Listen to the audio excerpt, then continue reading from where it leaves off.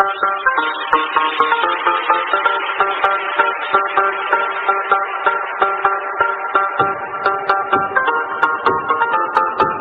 Guys, आज से हमारी एनसीईआरटी की सीरीज स्टार्ट हो रही है और हम लोग सबसे पहले इकोनॉमिक्स को कवर कर रहे हैं।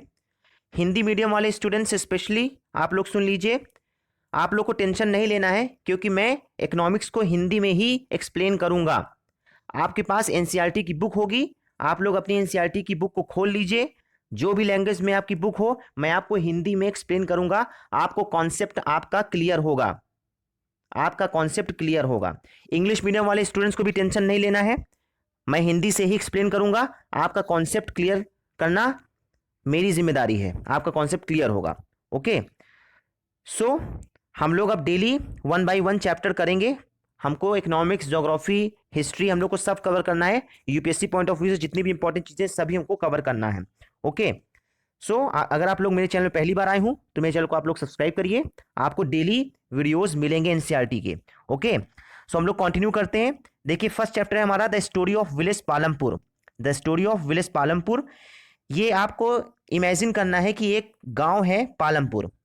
ठीक है, पालमपुर एक गांव है, हाइपोथेटिकल केस में आपको इमेजिन करना है एक गांव है पालमपुर।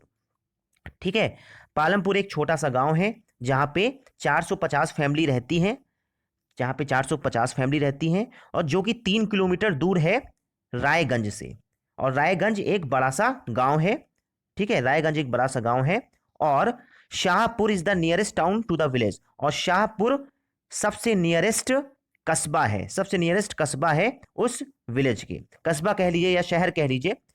तो आपको इसमें यह समझना है, ये हमारे इंडियन सोसाइटी में अगर आप देखें, आप लोग जाते भी हैं तो आप लोग देखते भी हैं कि पहले एक बड़ा शहर होता है, बड़े शहर के बगल में एक छोटा सा शहर होता है, फिर एक गांव होता है, मतलब एक कस्बा होता है, फिर एक गांव होता है, फिर एक छोटा सा गांव होता है। आप लोग इमेजिन कीजिए, आप कोई भी शहर का एग्जांपल ले लीजिए। जैसे मैं मान लीजिए मैं दिल्ली की बात करता हूँ, आप देखते हैं पहले न्यू दिल्ली होता है। ठीक है, न्यू दिल्ली के बगल में आप देखें तो गाजियाबाद होता है। आप देखिए न्यू दिल्ली तो बहुत बड़ा शहर है। अगर आप न्यू दिल्ली की बात करें तो न्यू दिल्ली तो एक कितना बड़ा एरिया हो गया। फिर गाजियाबाद हो गया, गाजियाबाद के बगल में आपको पता होगा छोटे मोटे गांव भी होंगे। ठीक है, उसी तरह अगर आप दिल्ली के बगल में देखें तो नजफगढ़ एक गांव हो गया। तो एक आपको सोसाइटी को इमेजिन करना है, इंडियन सोसाइटी को, कि एक शहर होता है, एक एक टाउन होता है, उसके बगल में एक बड़ा सा गांव होता है रायगंज, और उसी के अंदर उसी में एक छोटा सा गांव है जिसका नाम है पालमपुर, और जहां पे 450 फैमिलीज रहती हैं जो कि 3 किलोमीटर दूर है रायगंज से। ठीक है, ये कोई आपको नाम याद करना नहीं, ये आपको बस केवल समझने के लिए, कॉन्सेप्ट के लिए है कि एक बड़ा शहर होता है, फिर एक छोटा शहर होता है, कस्बा होता है, बड़ा गांव होता है, छोटा गांव होता है। ये सभी शहरों में, सभी स्टेट्स में पाया जाता है, ये कोई नई बात नहीं है।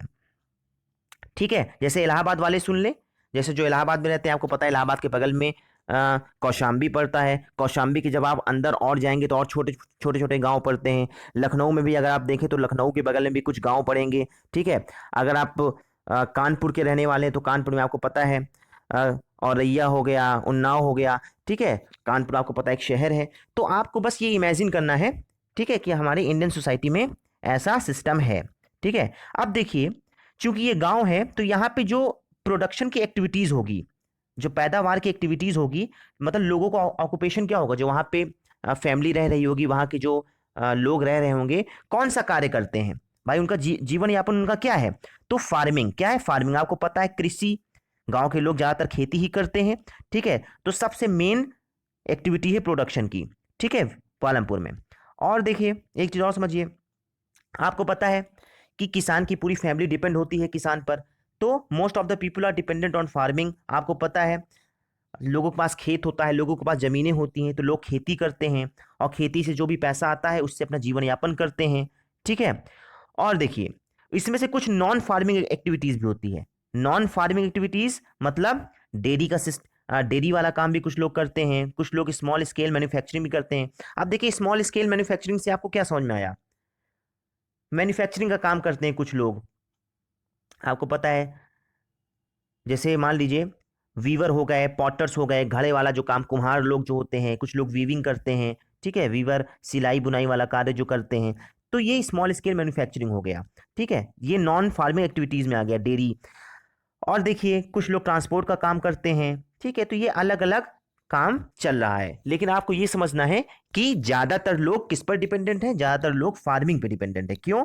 क्योंकि भाई खेती ही होती है गांव में, और ज्यादातर लोगों के पास खेती ही होता है, भले ही छोटा हो, लेकिन लोग जीवन यापन के लिए ज्यादातर फार्मिंग ही करते हैं। और स्मॉल परसेंटेज क्या होता है नॉन फार्मिंग एक्टिविटीज में, जैसे कुछ लोग डेयरी का कार्य करते हैं, कुछ लोग वीविंग का काम करते हैं, पोर्टर का काम करते हैं, ट्रांसपोर्ट का काम करते हैं, ठीक है। ये सब सिस्टम चल रहा है, ये सभी गांव की स्टोरी है, ठीक है। अपने इंडिया में ऐसा ही सिस्टम चल रहा है। नेक्स्ट देखिए, हम लोग देखते हैं फैक्टर्स ऑफ प्रोडक्शन। अब देखिए फैक्टर्स ऑफ प्रोडक्शन क्या हुआ। आपको पैदावार करने के लिए कौन कौन सी चीजों की आवश्यकता पड़ती है। तो देखिए सबसे पहले आप एक चीज समझिए, पैसा भी चाहिए और मेहनत भी चाहिए। ऐसा है नहीं भाई, खेती करने के लिए मेहनत के साथ साथ पैसा चाहिए। ऐसा नहीं कि आप मेहनत बहुत कर रहे हो पैसा नहीं है, तो नहीं हो सकती खेती आज के समय में। और मेहनत भी चाहिए, पैसा भी चाहिए, आपको बस ये समझना है। तो देखिए क्या क्या चीजें चाहिए प्रोडक्शन के लिए। लैंड चाहिए, लैंड मतलब जमीन चाहिए, लेबर चाहिए और कैपिटल चाहिए। ये तो बेसिक रिक्वायरमेंट्स है। कहने का मतलब क्या हुआ, अब जैसे मान लीजिए आपको गेहूं की खेती करनी है, तो गेहूं की खेती करने के लिए पहले आपको खेत चाहिए। कौन से खेत में आप गेहूं की खेती करेंगे? ऐसा तो है नहीं कि बिना खेत के आप लोग खेती कर ले जाओगे, बिना जमीन के आप लोग गेहूं उगा दोगे। तो पहले आपको खेत चाहिए, ठीक है, लैंड। फिर आपको पैसा चाहिए। क्यों? आप बीज खरीदोगे गेहूं का आप बीज खरीदोगे। जब बीज खरीदोगे तो भाई बीज आप लगाओगे भी, तो बीज कौन लगाएगा? बीज कोई ना कोई तो लगाएगा ही। बीज लगाएगा, मिट्टी को क्या करेगा, प्लफ करेगा, ठीक है, प्लफ करने का कार्य करेगा, जुताई करेगा मिट्टी की। तो लेबर ही तो ये कार्य करेगा। तो आपको ये समझना है कि बेसिक रिक्वायरमेंट्स क्या क्या है। जमीन, लेबर और पैसा। बिना पैसा, बिना जमीन और बिना लेबर के खेती नहीं हो सकती। ये आप समझिए, ये एक ट्रेंड है। ओके। और देखिए जमीन में हमारी बहुत सारी चीजें हैं। मिट्टी, हम जब भी खुदाई करेंगे तो देखिए हमको मिट्टी मिलती है, मिट्टी के बाद पानी मिलता है और मिनरल्स भी मिलते हैं। तो ये तो पहले से ही मौजूद है ना हमारी जमीन में, ये तो हमारी जमीन में पहले से ही मौजूद है। तो ये क्या है? ये हमारे लिए एक गिफ्ट है, फ्री गिफ्ट है नेचर का। जमीन तो अपने आप से बनी, ये मिट्टी तो अपने आप से बनी हुई है। क्या मिट्टी किसी ने बनाया?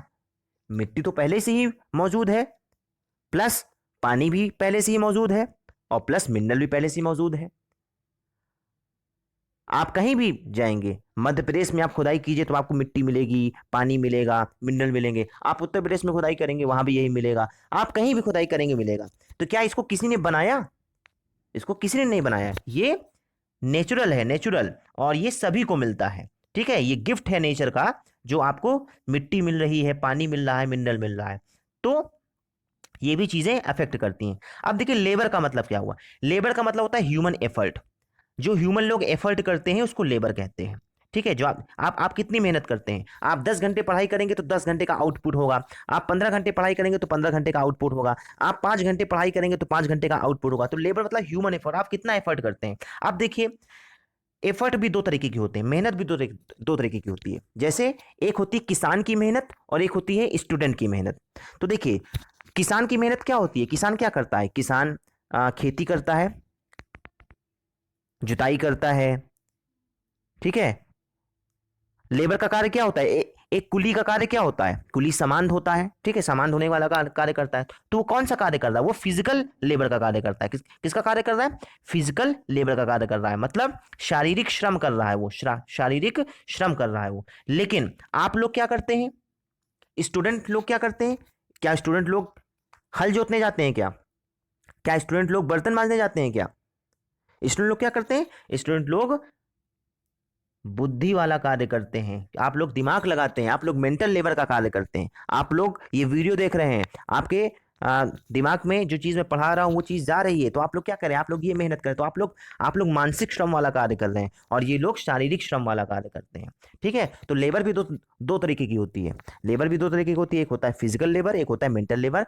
मेंटल लेबर मतलब मानसिक श्रम वाला, और फिजिकल लेबर मतलब क्या होता है?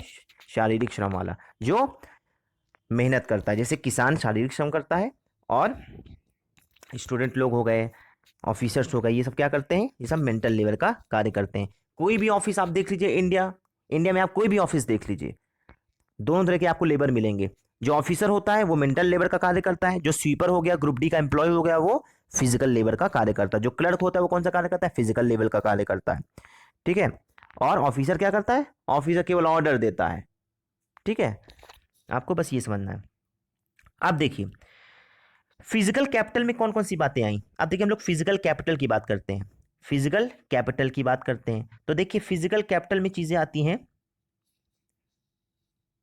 Tools, machines, buildings etcetera. अब देखिए पैसे की हमने बात की, तो देखिए पैसे में अब हमने मान लीजिए कोई हमको ट्रैक्टर खरीदना है, हमको हार्वेस्टर खरीदना है, तो उसके लिए हमको पैसा चाहिए कि नहीं चाहिए, तो हमने पैसा खर्च किया, जब हमने पैसा खर्च किया तो हमारे पास ट्रैक्टर आ गया, हमारे पास हार्वेस्टर आ गया। तो देखिए ट्रैक्टर आपको दिखता है, ट्रैक्टर सामने खड़ा हुआ है आपको दिखेगा, हार्वेस्टर सामने खड़ा हुआ है आपको दिखेगा। तो फिजिकल कैपिटल, आपने पैसा खर्च किया तो आपको फिजिकली कोई चीज मिली, फिजिकल मतलब जो आपके साक्षात आपके सामने दिखे, जिसको आप देख सकें। तो टूल्स हो गई, मशीन्स हो गई, भाई ट्रैक्टर का उपयोग किया जाता है खेती में, हार्वेस्टर का उपयोग किया जाता है खेती में, लोग अपने अपने कन्वीनियंस के हिसाब से खरीदते हैं। ठीक है, जिसकी जितनी कैपेसिटी है पैसा खर्च करने की। ठीक है, तो physical capital is the third requirement for production.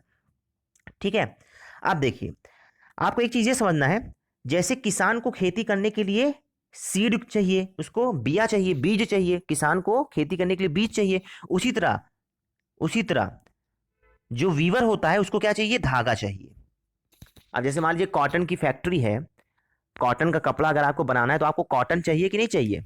उसी तरह अगर आपको मान लीजिए कोई स्वेटर बिन रहा है, कोई स्वेटर बुन रहा है, तो उसको क्या चाहिए, उसको ऊन चाहिए कि नहीं चाहिए। तो आपको ये समझना है कि वीवर के लिए यार्न और फार्मर के लिए सीड, ये रॉ मटेरियल का कार्य करते हैं। किसका कार्य करते हैं, रॉ मटेरियल का। ठीक है, रॉ मटेरियल मतलब किसी चीज को बनाने के लिए जो जरूरी पदार्थ या सब्सटेंस होते हैं उसको हम लोग रॉ मटेरियल बोलते हैं। ठीक है, जैसे मान लीजिए पार्ले जी का बिस्किट बनाना है, तो पार्ले जी के बिस्किट के लिए कौन कौन सी चीजें उपयोग हुई, एक आपको आटा चाहिए, एक आपको चीनी चाहिए। ठीक है, आटा और चीनी तो बेसिक है, आटा और चीनी। ठीक है, तो ये क्या हुआ, ये रॉ मटेरियल हुआ। तो आपको ये समझना है कि कौन कौन से फैक्टर्स हैं, एक आपको लैंड चाहिए, एक आपको लेबर चाहिए, एक आपको कैपिटल चाहिए, ये बेसिक रिक्वायरमेंट है। ठीक है, और कैपिटल कई तरीके के होते हैं और लेबर भी कई तरीके के होते हैं, बस आपको ये समझना है। आप देखिए important changes in farm activities, जैसे जैसे समय बढ़ता जा रहा है, जैसे जैसे समय बढ़ता जा रहा है, लोगों के रहन सहन का तरीका बदल गया है, सोसाइटी बदलती जा रही है, उसी तरह फार्मिंग किसानी करने, खेती करने के तरीका भी लगातार बदलता जा रहा है। हम लोग पहले ऐसे ही खेती कर दिया करते थे, लेकिन अब हम लोग साइंटिफिक तरीके से खेती करते हैं, अब ज़्यादा ज़मीन हम लोग बर्बाद नहीं करते हैं। पहले क्या होता था, हमारे इंडिया में बहुत सारे वेस्ट लैंड थे, वेस्ट लैंड मतलब बंजर ज़मीन थी। तो अब हम लोग क्या करते हैं, बाहर की कंट्रीज से, जैसे इसराइल से, आपको पता है आज हम लोग क्या करते हैं, इसराइल से हम लोग अपने किसानों को हम लोग इसराइल भेज देते हैं। इसराइल में वे लोग स्टडी करके आते हैं कि खेती कैसे होती है, अलग अलग मेथड। ठीक है, तो यहाँ पे हम लोग उसी तरह की खेती करते हैं। तो 1960 के बाद से हम लोगों ने ऐसे ऐसे मेथड अपनाए हैं खेती में, जिससे जो हमारे वेस्टलैंड थे इंडिया के, उसको भी हमने कल्टीवेबल लैंड में कन्वर्ट कर दिया है, हमने उसको भी उपजाऊ जमीन में कन्वर्ट कर दिया है। जो जमीन बंजर थी हमने उसको भी उपजाऊ बना दिया है अलग अलग मेथड से। तो लगातार चेंजेस हो रहे हैं फार्मिंग की एक्टिविटीज़ में, लगातार हम लोग नए नए मेथड से खेती कर रहे हैं, जिससे पैदावार हमारी ज़्यादा हो रही है और ज़मीन हमारी उतनी ही लग रही है, ज़मीन कम लग रही है। पहले जो 1 बीघा लगता था अब आधा बीघा लगता है, पहले 10 किलो होता था तो आज 1 क्विंटल हो रहा है। तो लगातार चेंजेस हो रहे हैं, लगातार नए नए मेथड से हम लोग फार्मिंग की एक्टिविटीज़ इंक्रीज कर रहे हैं। जैसे आपको पता है टेक्नोलॉजी लगातार बढ़ती जा रही है। आज से 30 साल पहले आपको पता है ब्लैक एंड वाइट टीवी चलती थी, फिर कलर टीवी आई, फिर आपको पता है एलसीडी आया, अब आपको पता है एलईडी आया। तो उसी तरह टेक्नोलॉजी पूरी बढ़ती जा रही है, तो उसी तरह हमारी फार्मिंग एक्टिविटीज़ भी बढ़ती जा रही है। ठीक है, ये एक रिवोल्यूशन है, जैसे जैसे समय बढ़ता जा रहा है वैसे वैसे एक्टिविटीज़ बढ़ती जा रही है। आज से 50 साल बाद और नई चीज़ें होंगी, हो सकता है रोबोट कार्य कर रहे हों, बुक्स की ज़रूरत ही ना पड़े। अभी तो आप लोग बुक्स पढ़ते हो, बाद में हो सकता है आप हर चीज़ ऑनलाइन ही करो। ठीक है, तो लगातार टेक्नोलॉजी बढ़ती जा रही है, लगातार एक्टिविटीज़ बढ़ती जा रही है, तो उसी तरह समय के साथ साथ फार्मिंग की एक्टिविटीज़ भी बढ़ती जा रही है। अब देखिए कौन कौन सी ये चेंजेस हैं। पहला बात तो ये मल्टीपल क्रॉपिंग फार्मिंग, अब देखिए मल्टीपल क्रॉपिंग फार्मिंग, पहले क्या होता था, एक खेत होता था, एक प्लॉट होता था, तो उसमें केवल एक ही तरह का क्रॉप लगा दिया जाता था, एक ही तरीके का क्रॉप लगाया जाता था। तो इससे क्या होता था, इससे खेती होती थी, एक ही तरह का क्रॉप होता था, और प्लस आपको पता है पहले के ज़माने में ना कीटनाशक कुछ नहीं हुआ करता था, तो ज़्यादातर क्रॉप्स हमारे खराब हो जाया करते थे, पैदावार कम होती थी, ठीक है, मेहनत ज़्यादा पड़ती थी। अब क्या होता है, हम लोग मल्टीपल क्रॉपिंग करते हैं, मतलब एक ही प्लॉट में बहुत सारे क्रॉप्स लगा देते हैं, ठीक है, अलग अलग पैटर्न से हम लोग क्रॉप्स लगा दिया करते हैं, प्लस पेस्टिसाइड, इंसेक्टिसाइड, कीटनाशक, ठीक है, कीटनाशक हम लोग प्रयोग करते हैं, हम लोग खाद का प्रयोग करते हैं, फर्टिलाइजर मैन्योर का प्रयोग करते हैं, तो उससे हमारी पैदावार ज़्यादा होती है, ठीक है। तो देखिए ये मल्टीपल क्रॉपिंग फार्मिंग आया, कहीं ना कहीं से तो आया ना ये। फिर देखिए use of modern farming methods, पहले क्या होता था 1950-60 में लोग बैल से, मतलब लोग बैल से जो जुताई करते थे खेतों की, बैल से, क्योंकि पहले ट्रैक्टर तो था नहीं, पहले लोगों के पास हार्वेस्टर तो था नहीं, तो लोग हाथ से कार्य करते थे, ठीक है, कटाई करते थे, कटाई हाथ से करते थे, प्लस बैल बैल का सहारा लोग लिया करते थे। तो आजकल क्या हो रहा है, आजकल आपको पता है ट्रैक्टर, ठीक है, ट्रैक्टर से लोग करते हैं, थ्रेसर से लोग हेल्प लेते हैं, तो आजकल नई नई मशीनें आ गई हैं, ठीक है। तो देखिए ये रिवोल्यूशन ही तो हो रहा है, समय के साथ साथ ये बदलती ही तो जा रही चीज़ें। पहले लोग बैल को यूज़ किया करते थे, बैल से जुताई करवाते थे, तो आजकल लोग क्या करें, ट्रैक्टर से लोग करते हैं।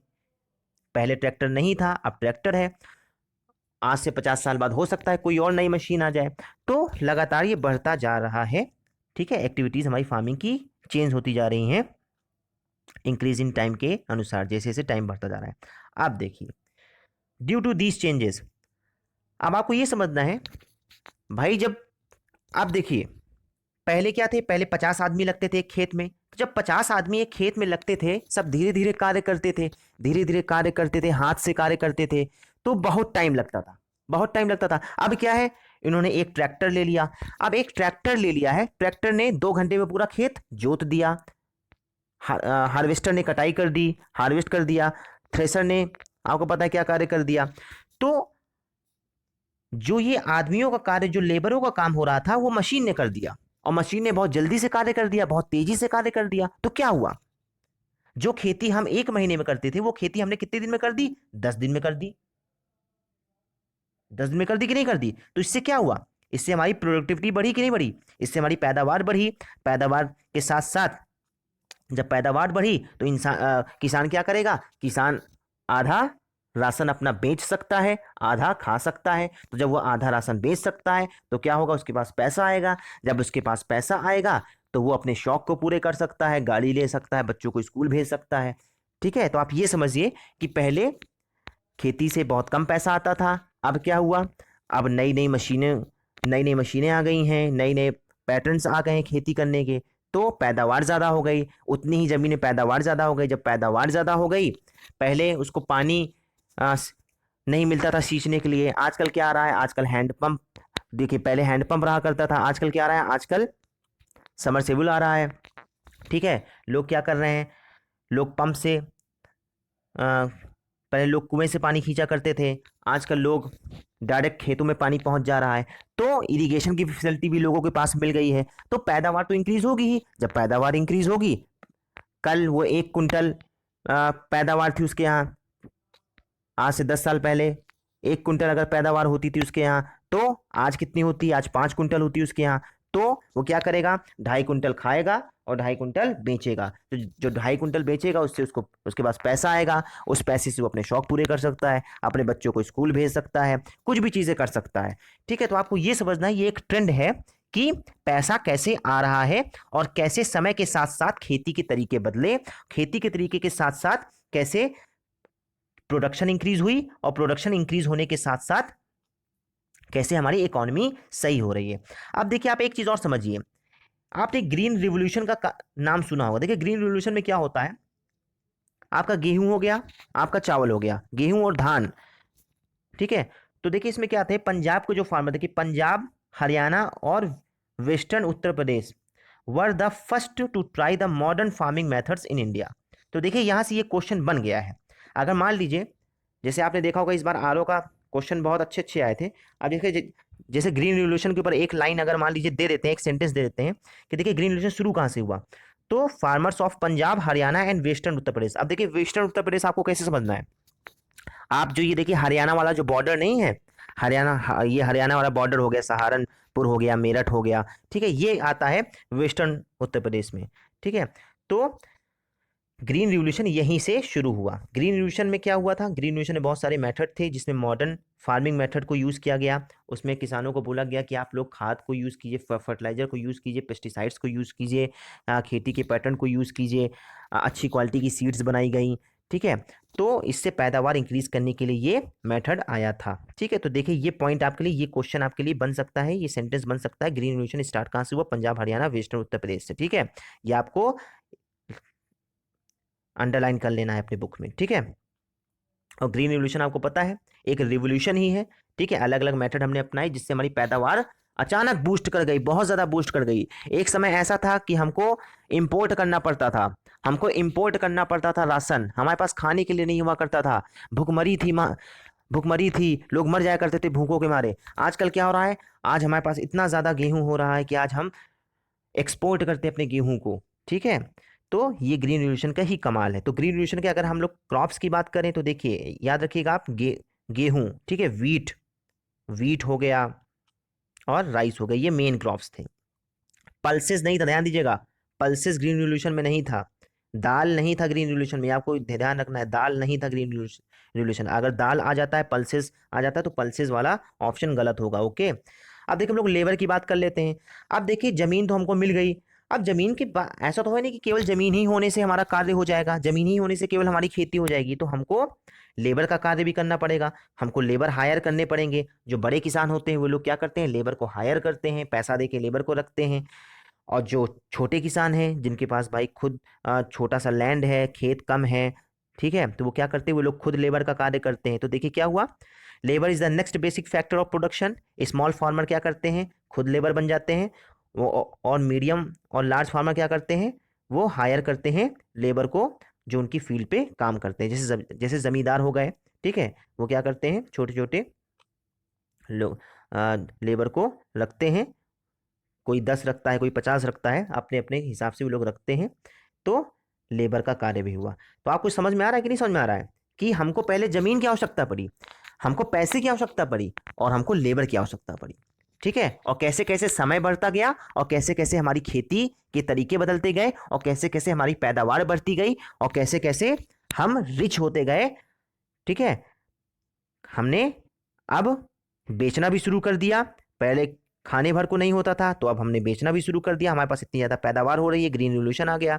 ठीक है, तो आप ये समझिए धीरे धीरे धीरे ट्रेंड होता जा रहा है। अब देखिए कैपिटल की बात करते हैं। देखिए कैपिटल का मतलब मैंने आपको ऑलरेडी बता दिया है, कैपिटल मतलब क्या होता है, कैपिटल मतलब होता है पैसा। ठीक है, अब देखिए आपके पास लेबर हो गया, आपके पास लैंड हो गया, तो केवल लेबर और लैंड से ही थोड़ा हो जाती है आपकी खेती। अब आप जिन लेबर को रखेंगे, जैसे मान लीजिए आप किसान हैं, आपके यहाँ 50 लेबर कार्य कर रहे हैं, तो 50 लेबर को सैलरी भी तो देंगे आप, सैलरी देंगे कि नहीं देंगे, तो सैलरी के लिए क्या चाहिए, सैलरी के लिए पैसा चाहिए। या फिर एक चीज मैं और बता रहा हूँ आपको, जैसे मान लीजिए आपके पास ट्रैक्टर है, ट्रैक्टर कोई ना कोई चलाएगा, जो ट्रैक्टर चलाएगा, ट्रैक्टर का डीजल का पैसा कहाँ से आएगा, या मान लीजिए आपने खाद मंगवाई, खाद का पैसा कहाँ से आएगा। तो पैसे, बिना पैसे की भी खेती इम्पॉसिबल है आज के समय पर। ठीक है, तो लैंड और लेबर के अलावा कैपिटल भी एक बेसिक फैक्टर है प्रोडक्शन का। तो आपको यह समझना है कि लैंड हो गया, लेबर हो गया और कैपिटल हो गया, बिना इसके खेती इम्पॉसिबल है, खेती करना इम्पॉसिबल है, आपको यह समझना है। आप देखिए कई तरह के फार्मर होते हैं, कुछ फार्मर छोटे होते हैं, कुछ फार्मर मध्यम होते हैं, और कुछ किसान बहुत बड़े होते हैं। कुछ के पास 50-50, 100-100 बीघे जमीन होती है, कुछ के पास केवल 10-15 बीघे जमीन होती है, कुछ के पास 1 बीघा 2 बीघा जमीन होती है। तो स्मॉल हो गया, मीडियम हो गया, लार्ज हो गया। ठीक है, 3 तरीके के फार्मर होते हैं। तो देखिए, और तीनों को अलग अलग तरीके से पैसा चाहिए। बड़े किसान क्या होते हैं, ज़्यादा पैसा खर्च करते हैं किसी में, खेती में। छोटे किसान बहुत कम पैसा खर्च करते हैं। ठीक है, उसी तरह छोटे किसान क्या होते हैं, छोटे किसान खुद लेबर बन जाते हैं, और बड़े किसान क्या होते हैं, वो लोग लेबर को हायर करते हैं। ठीक है, आप देखिए small labours borrow from large. अब देखिए क्या हुआ, अब जैसे जैसे मान लीजिए कुछ बड़े किसान हैं, जमींदार हैं, तो उनके पास पैसे की कमी नहीं होती है, बहुत पैसा होता है उनके पास, तो छोटे किसान क्या करते हैं, छोटे किसान उनसे पैसा उधार लेने जाते हैं। जैसे मान लीजिए उनके पास पैसा नहीं है, तो वो किसी बड़े जमींदार के यहाँ गए और पैसा को उधार लिया और बोला कि जब मेरी पैदावार हो जाएगी और जब मैं बेचूंगा तो मैं आपको पैसा वापस करूंगा। ठीक है, ये एक ट्रेंड चल रहा है अपने इंडिया का, ये ट्रेंड है कि छोटे किसान क्या करते हैं, बड़े किसानों से पैसा उधार लेते हैं, या मनी लेंडर हो गए, जो साहूकार हो गए, उनसे पैसा उधार लेते हैं खेती में लगाने के लिए। देखिए बैंक, आजकल लोग क्या करते हैं, आजकल सरकार ने बैंक खोल दिया है, इतने सारे बैंक हैं, सरकारी बैंक है, तो बैंक से लोग क्या करते हैं, लोन लेने जाते हैं। पहले बैंक नहीं हुआ करते थे, ठीक है, कुछ लोग बैंक नहीं जाते थे, तो क्या करते थे, साहूकारों से पैसा लिया करते थे, बड़े किसानों से पैसा लिया करते थे।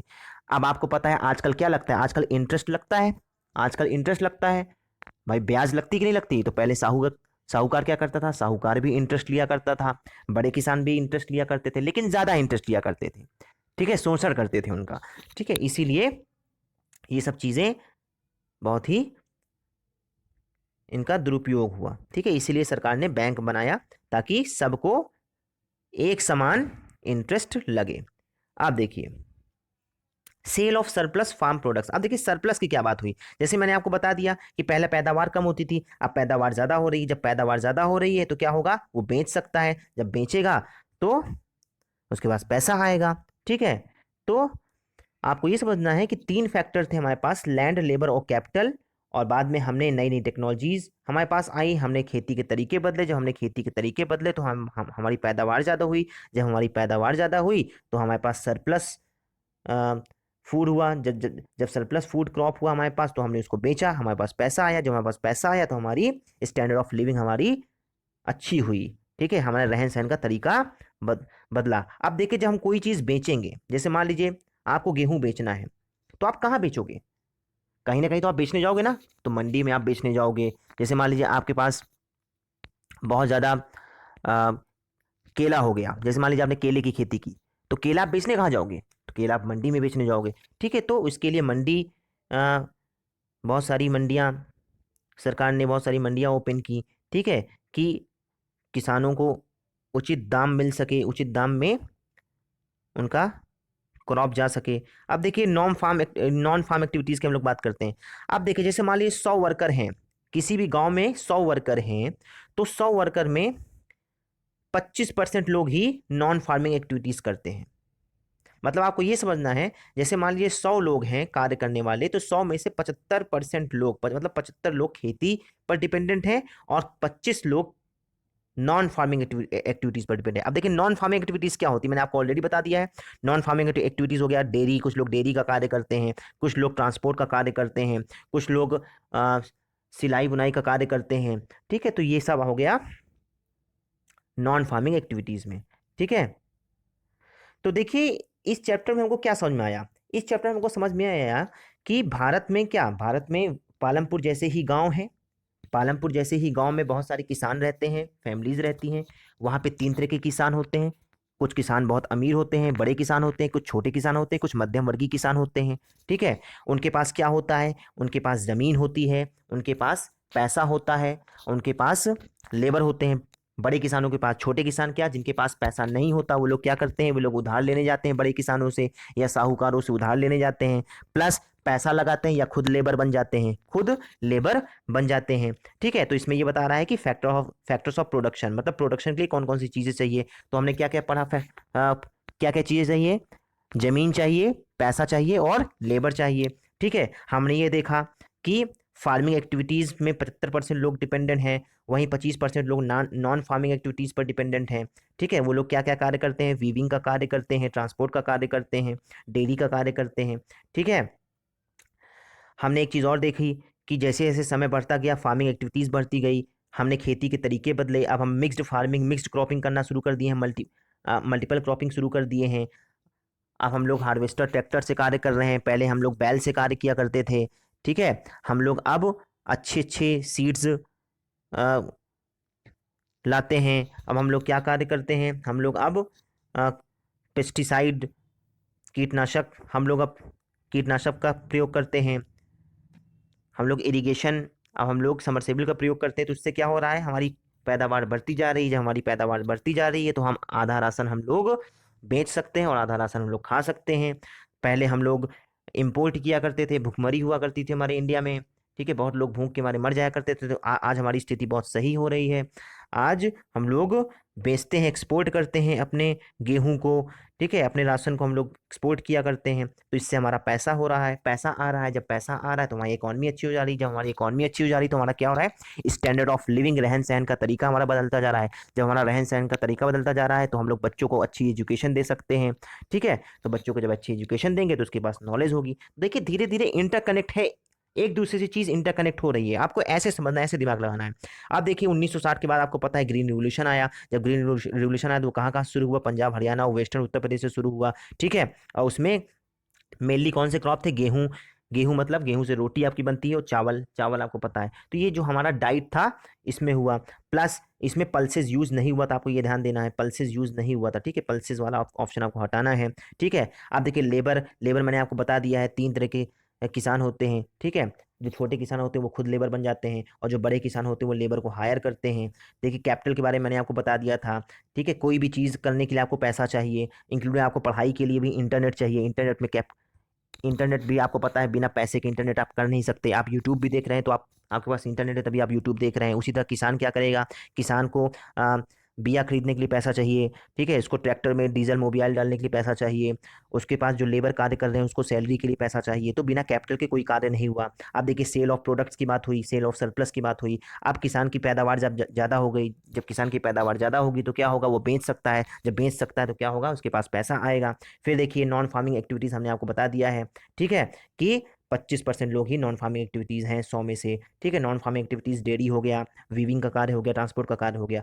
तो ये एक कोई भी गांव है, ये गांव की कहानी है। ऐसे ही हमारे इंडिया के सभी गांव हैं, ऐसी ही सोसाइटी हमारी इंडिया की है, ठीक है। इससे आपको ये कॉन्सेप्ट लेना है, ठीक है।